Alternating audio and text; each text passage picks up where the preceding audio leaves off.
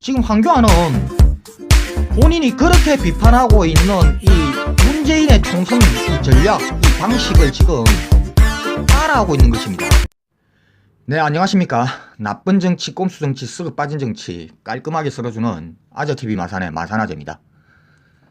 예, 지금 미래통합당의 이 공천 과정이 아주 재미있게 돌아가고 있습니다. 김영호 위원장의 그동안에 본인의 사람 꽂아넣는 이 사천으로 인해서 많은 현역, 특히 PK와 TK 지역의 중진급들이 많이 컷오프가 되었습니다. 그 대표적인 게 뭐 홍준표, 김태호, 그리고 권성동, 이주영, 그리고 뭐 민경욱, 윤상현 뭐 이런 중진 의원들이 있는데, 이들이 또 그에 반발을 하고 대부분이 무소속 출마 선언을 했습니다. 예, 이 과정을 그동안 지켜봐오던 황교안 대표가요, 어제 김형호 공천관리위원장을 향해서 한마디를 했죠. 말 그대로 지적질을 한번 했습니다. 그랬더니 오늘 이 김형호 위원장이 이 황교안의 이 지적질이 마음에 안 들었는지 갑자기 사퇴 선언을 했습니다. 공천관리위원장직을요.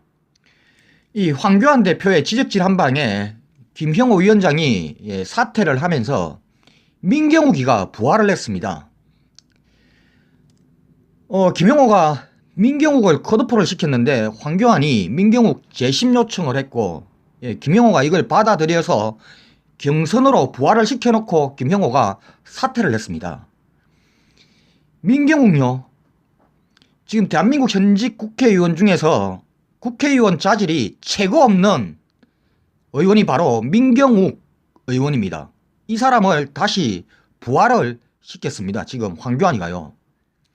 네, 그리고 양산을 지역구에서 공천 배제가 되었던 홍준표 전 지사가 탈당 선언을 하고 대구 수성을로 무소속 출마 선언을 했습니다. 그런데 이 홍준표 전 지사는요, 이번 4.15 총선에 출마 선언을 지금 세 번째 하고 있습니다. 제일 먼저 했던 곳이 본인의 고향인 밀양, 창녕 지역, 그리고 양산을, 그리고 지금 대구 수성을 세 번째입니다. 이 국회의원 지역구가요, 이 뭐 보따리상 장사들이 이 보따리 싸질머지고 다니면서 이 장사 잘 되는 이 목종자리 구하는 그런 장터도 아니고, 지금 홍준표는 이번 4.15 총선에 지역구를 세 번이나 바꾸게 되었습니다. 물론 본인의 의지가 담기지는 않았지만은 그래도 그 지역을 대표하는 국회의원에 출마를 하면서 그 지역구를 세 번씩이나 이렇게 바꾸었다. 과연 이 지역을 대표하는 국회의원의 자질이 있습니까? 지금 이 홍준표는요, 본인의 이 선거 유불리 때문에 이 양산을 지역구를 버리고 이 양산을보다 더 몫이 더 좋아 보이는 대구 수성을로 보따리 싸서 자리 옮긴 겁니다. 쉽게 말해서 홍준표에게 이 양산을이라는 이 지역구는요, 그냥 말 그대로 본인의 정치 생명 연장하고 본인의 이 대선 가도의 하나의 발판으로 그냥 삼기 위한 하나의 도구였을 뿐입니다. 만일에 이 홍준표 양산을 컷오프 사태가 없었더라면은 홍준표는 아마 양산을 지역구 주민들 만나고 이렇게 돌아다니면서 내가 양산을을 위해서 헌신을 하겠다, 나한테 표 달라라고 선거운동하고 다녔을 거 아닙니까? 이 얼마나 이 뻔뻔스러운 정치인입니까?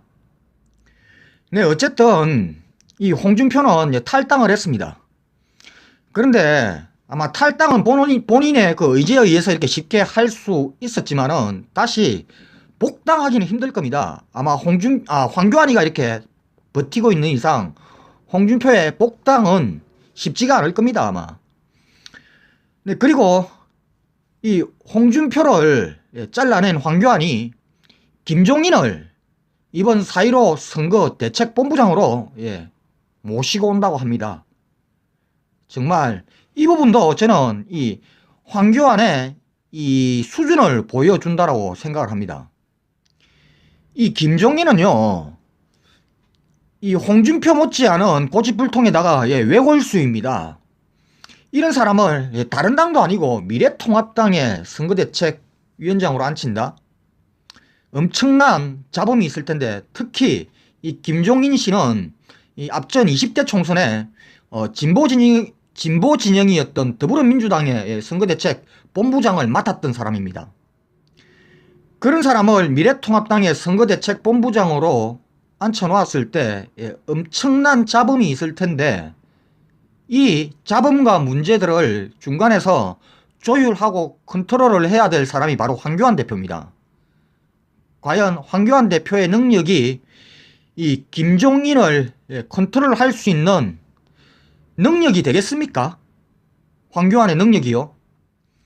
지금 이 황교안이 김종인을 이 선거대책본부장으로 지금 앉히는 것은요, 지난 20대 총선 때 문재인 대통령이 했던 그 총선 전략이죠.